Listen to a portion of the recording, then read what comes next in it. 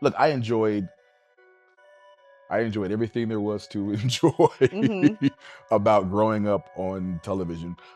But there was a responsibility because I had a head on my shoulders and I was around other people who had a head on their shoulders. So that access didn't really come down my path because I wasn't around those kind of elements. Incident took place on Sunday in Costa Rica. He was on a family vacation. He was swimming off of the coast of a town called Cocles in the province of Limon. He was swimming at Playa Grande. I mean, I've visited Costa Rica a few times. I was there with my family a few years ago, and those currents can be very strong. It all kicked off with the kind of headline that makes your heart stop scrolling. Malcolm-Jamal Warner, gone at just 54 and swept under the waves off Costa Rica's Caribbean coast. The official word? An accidental drowning. A family getaway that twisted into a nightmare in minutes. Reports painted the picture, a sudden current, bystanders dragging him out, paramedics working furiously for 20 minutes before giving up. But the deeper you dig, the less it fits that tidy, tragic accident label. And I'm not saying allegedly. Oh. Okay, I'm saying, Sean Carter, you're a piece of shit. Taking Pimp C wasn't bad enough. You just want to go down there and you want to just remove all of the balls from every real gangster in Houston. This wasn't some frail man. Warner was a strong swimmer, disciplined, in shape, balancing career moves and fatherhood. How does a tide swallow up a man like that so fast while the person right beside him survives untouched? That detail alone had people raising eyebrows. So why does it all come to a head now? Why now? Why? Because he's the acceptable monster at this time, like R. Kelly was the last time I sat on this couch. So who's next? Y'all don't see the lineup? Yeah, we see. And let's be real, Warner wasn't just any Hollywood face. To millions, he was Theo Huxtable, the sharp-tongued but big-hearted son who reshaped how America saw the Black family on primetime. Off-screen, he kept his nose clean, built a music lane, directed, mentored, and most recently sparked deep talks on his own podcast. That steady image, that respected voice, it makes his sudden vanishing act feel even more unreal. I want you to think about this. Allegedly, Sean Carter is responsible for enacting Hype Williams to put Aaliyah on a faulty plane to move her out the way as punishment for rejecting him, and so he could level up Beyonce, who was struggling.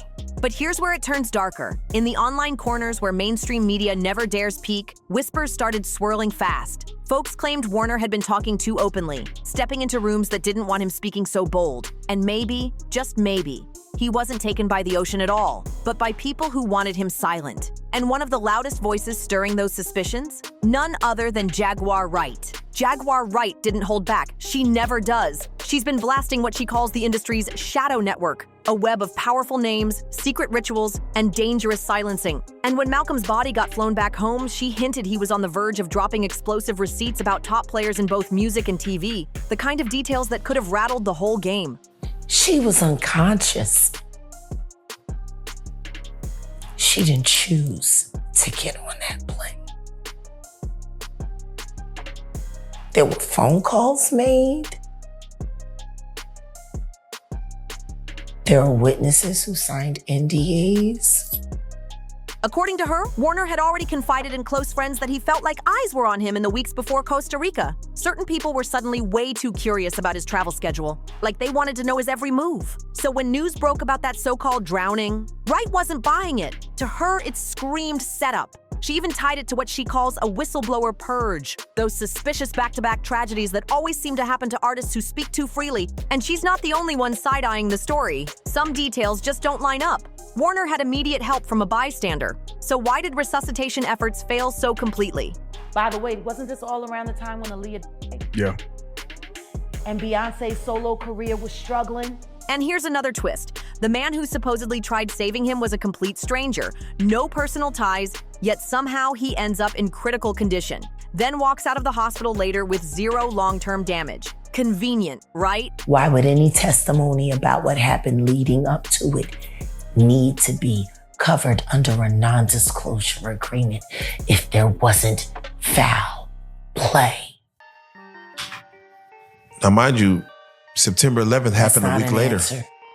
9/11 happened a week later. Do you think that took away from it? Once again. Officials keep pointing to a current at Playa Grande, but locals who know that beach said the water that afternoon was rough? Yes, but nowhere near impossible for an experienced swimmer like Warner. And then the language games start. First, it's accidental drowning. Then suddenly the phrase switches to asphyxiation by submersion. A cold, clinical rewrite that looks more like smoothing over questions than giving answers. Historic and frozen in time is this iconic character. What did that mean for television, and what does it still mean to this day? Sam, Theo Huxtable was me. Theo Huxtable was my brothers. Theo Huxtable was the first time someone that looked like me saw someone that looked like himself on television. He was the epitome of what we as kids, in a certain community were growing up, but he was also an American story. This is where Jaguar Wright really sharpens the blade. She claims Malcolm-Jamal Warner wasn't just another actor on vacation. He was a man carrying dangerous knowledge, maybe even hard files about the kind of underground dealings people usually laugh off as urban legends. We're talking about trafficking routes, hidden money pipelines, and silent agreements that protect certain untouchable names. And who does she point the finger at? None other than Sean Diddy Combs, Jay-Z, and even Beyonce. If you're a halfway intelligent person, when do you start questioning how lucky just keep getting? Right. According to Wright, these aren't just stars. They're power players with a vested interest in keeping anybody who talks too much permanently quiet. Now, no paperwork or evidence has surfaced to back up her claims. There are people who did short sales on their stocks right after that, made a lot of money, including Sean Carter. Now I'm going to ask you, why would non-disclosure agreements need to be signed for an accident? But here's the thing. With Diddy already drowning in lawsuits and his empire under a microscope, people are way more willing to believe her now than they would have been a few years ago. And Wright doesn't just stop at Warner's case, and she always circles back to another loss that still haunts the culture. Aaliyah's shocking death in the early 2000s. The official record blames it on an overloaded plane, an unlicensed pilot, and a crash just seconds after takeoff in the Bahamas. But in Wright's telling, Aaliyah's tragedy wasn't just an accident, it was a staged removal. A young star silenced because her presence was in the way of bigger plans. If we get to the bottom of Tupac's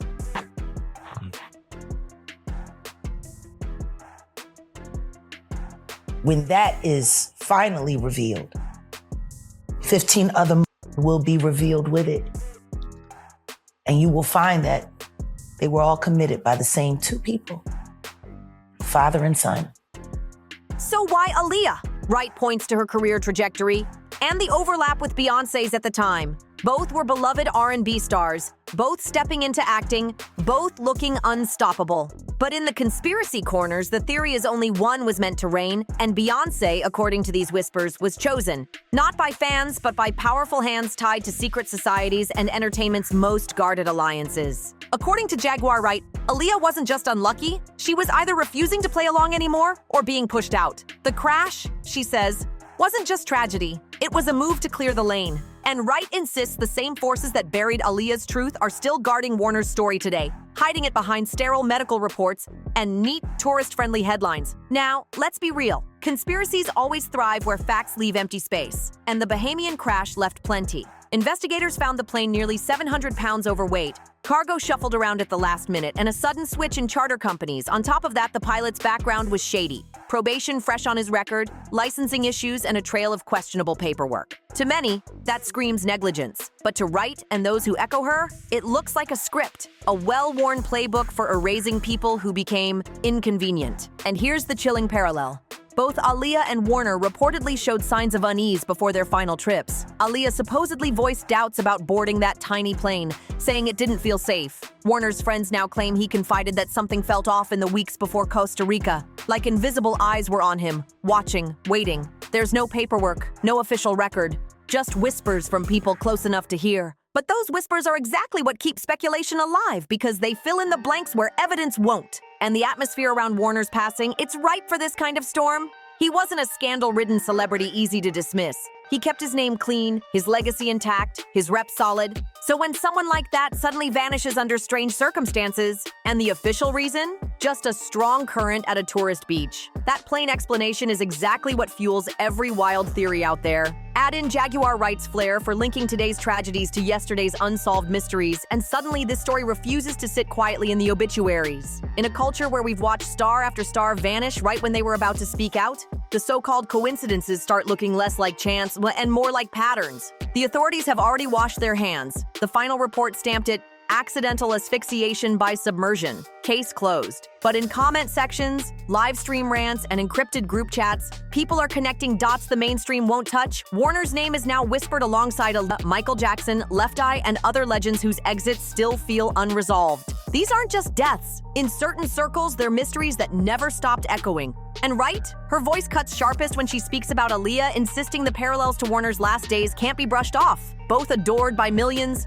both supposedly uneasy before their trips, both facing last-minute changes in travel plans, and both gone in accidents that sound too scripted to ignore. She reminds everyone, Aaliyah's plane was switched at the last minute. The pilot's license was questionable, his own condition unstable, and the aircraft overloaded far beyond safety limits. A checklist of red flags, yet the flight still went ahead. To Wright, that wasn't negligence. It was a setup in plain sight. She draws the line straight. These aren't coincidences, they're signatures. A method of silencing without scandal, packaging the removal of a voice as nothing more than bad luck and fate's cruel hand. Jaguar Wright calls it the Hollywood playbook, a chilling industry trick where sudden accidents cover up much deeper agendas. It's neat, it's final, and it leaves investigators with nothing but a stack of boring reports about human error and technical faults. And Warner's story? It checks every box. A strong swimmer supposedly swept away by a current, a rescuer who nearly dies but then walks away without lasting damage, and no trace of foul play in the paperwork, just a clean ending stamped and filed away.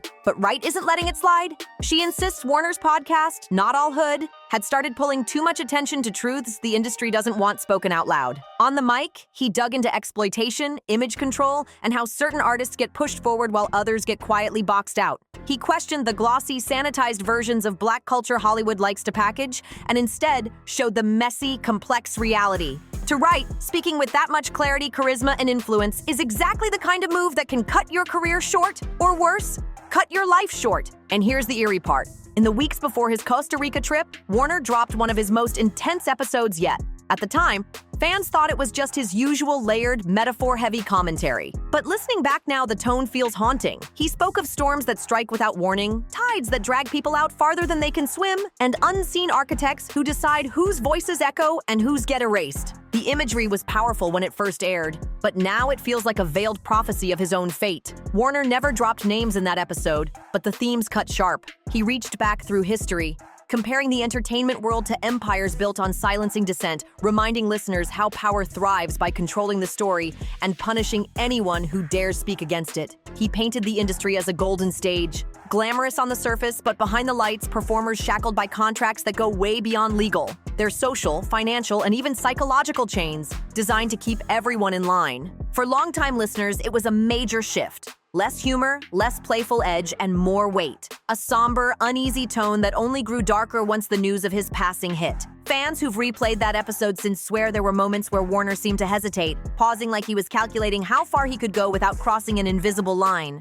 He spoke of messages carved in plain sight, and truths that carry consequences if spoken too clearly. Those phrases have since been pulled apart in online forums, dissected like secret codes, with many convinced he was leaving breadcrumbs. Even the episode's title, a cryptic phrase about doors closing before their hinges break, is now being read as symbolic. Some say it meant his life and work were deliberately cut short, forced shut before they could reach full strength. What's chilling is how neatly these clues fit into the suspicions swirling around his death. For those convinced Warner was being watched, pressured, or even targeted by powerful figures, that podcast no longer feels like casual commentary. It plays like a coded warning. His final attempt to document the truth without triggering the retaliation he feared. Some listeners believe that episode wasn't just commentary, it was a test. A way to see who in his audience could read between the lines and carry the message if he suddenly couldn't. Whether Warner meant it or not, that recording has now become a touchstone for speculation, a blueprint for those convinced he knew far more than he could safely say out loud. His podcast, once seen as just another extension of his artistry, now feels like evidence in a bigger unfinished story. Every replay adds weight to the idea that Warner's final weeks were shadowed by danger,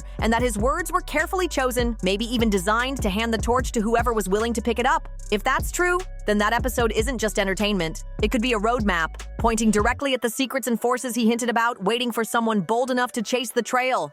Jaguar Wright säger att Warner inte bara var Theo från en älskad sitcom, han var en man som var villig utmana systemet som byggt honom. And if the whispers hold any truth, that fearless streak might have painted a target on his back. Because in her view, Hollywood doesn't just silence nobodies, it goes after the ones with influence, the ones who can shift the narrative. The theory is simple but chilling. There are names and empires built on keeping the curtain closed. The second someone starts tugging at it, their presence becomes dangerous. And history shows how the endings always look the same. Whether it's an overloaded plane falling from the sky in the Bahamas or a sudden rip current on a sunny Costa Rican beach, the story is packaged as accident. But the outcome is identical. The public was left stunned, a legacy frozen in place, and the questions quietly brushed aside. But when you line these cases up side by side, the parallels start looking way too eerie to ignore. Aaliyah voiced her fears about that doomed flight, and no one listened. Warner's friends now remember him making subtle comments about being watched. Aaliyah's world was tied to industry giants whose reach still dictates music today.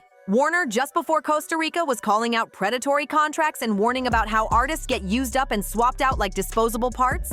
And the names at the center? Wright points to the same circle of icons and executives she's been accusing for years. According to her, they sit right at the intersection of both stories. Powerful, untouchable, and protected by a culture of fear. Inside the business, silence isn't just suggested, it's enforced, with careers, reputations, and sometimes even lives hanging in the balance. And when someone refuses to play along, Wright says the playbook comes out. The loss is always neatly reframed, a freak storm, a maintenance failure, a careless mistake in the water.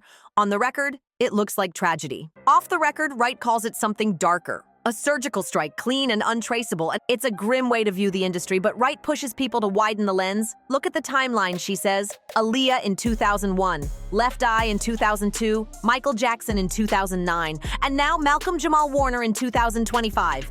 Jaguar Wright says the pattern is right there, if we're willing to connect it. A tragedy hits, the tributes pour in, the mourning takes over, and then silence. The headlines fade, the case gets sealed, and the cycle resets until the next shocking accident. And each time, without fail, the people who benefit most from that empty space slide right into the spotlight. Now, whether her allegations are gospel truth or not, they spark a dangerous thought. What if the stories we're fed are just glossy cover-ups? What if the real truth lives in hidden files, secret conversations, and the memories of insiders too terrified to speak? Wright isn't terrified, or at least she doesn't act like it. She keeps throwing names into the fire, keeps connecting dots, and refuses to let the polished official version stand on its own. And here's the part that makes this so chilling. If Warner's death, like Aaliyah's, was a calculated decision, then the people capable of pulling those strings are still out there, still powerful, still untouchable. Wright swears more names will surface if enough people stay locked in, paying attention. That's both a promise and a warning. So the question hangs heavy in the air. If Malcolm-Jamal Warner and Aaliyah were silenced,